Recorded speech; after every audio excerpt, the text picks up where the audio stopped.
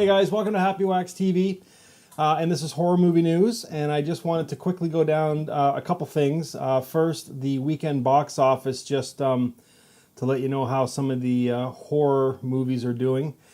So first of all, The Meg is still hanging in there at number 2. It's been out for 4 weeks and it raked in $10 million this past weekend. What else is playing?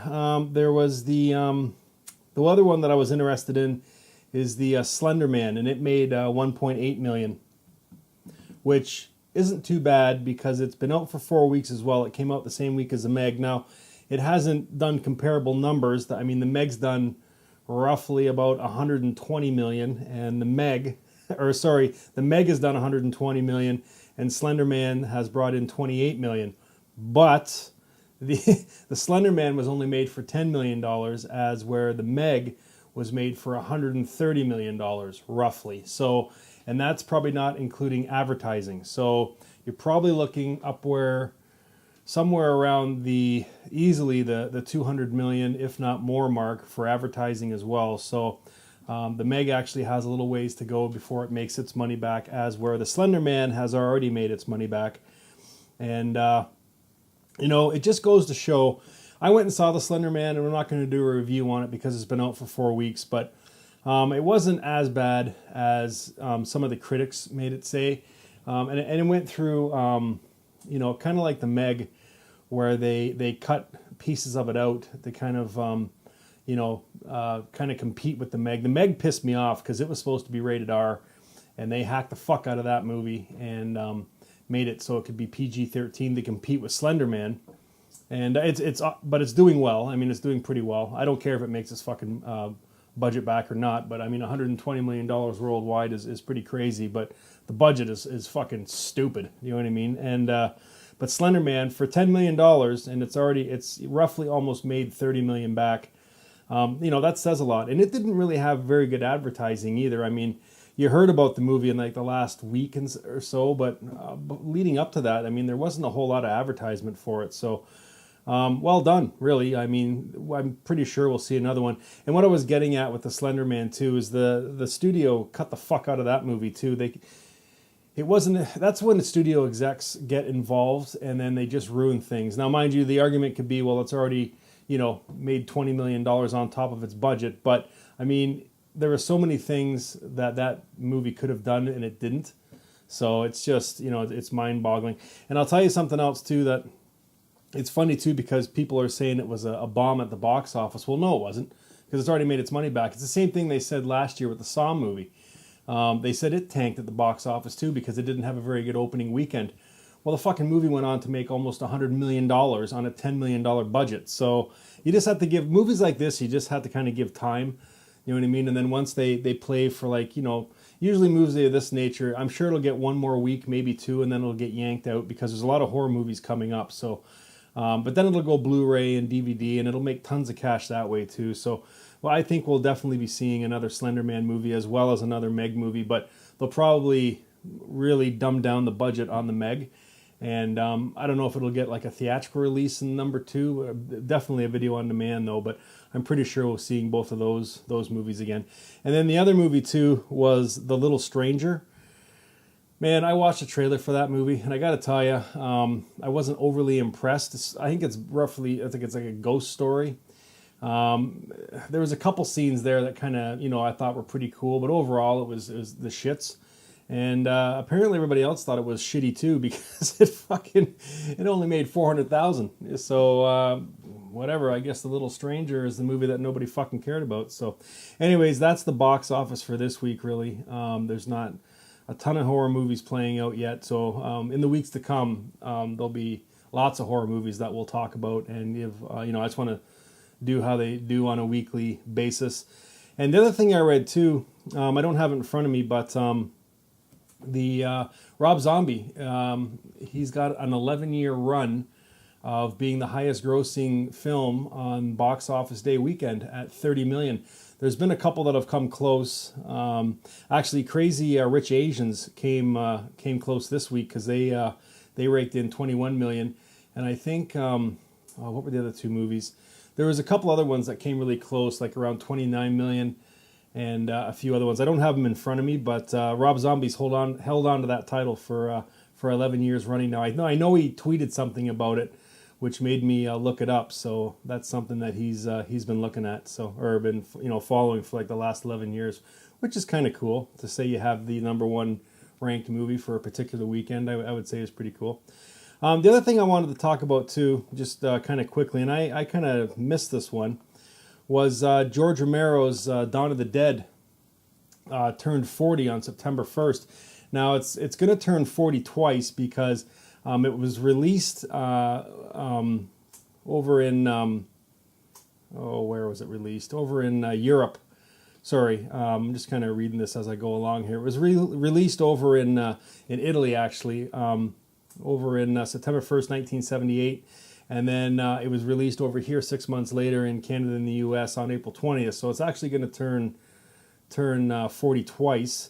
But I was just reading this write-up that Megan Navarro did for Bloody Disgusting. And it's really pretty cool. It kind of just gives a quick rundown of the movie.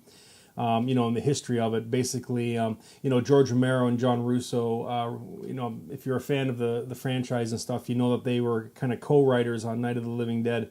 And then after they made that movie, they kind of, both had different ideas of where they wanted that, the next movie to go to. So John Russo left and did Return of the Living Dead.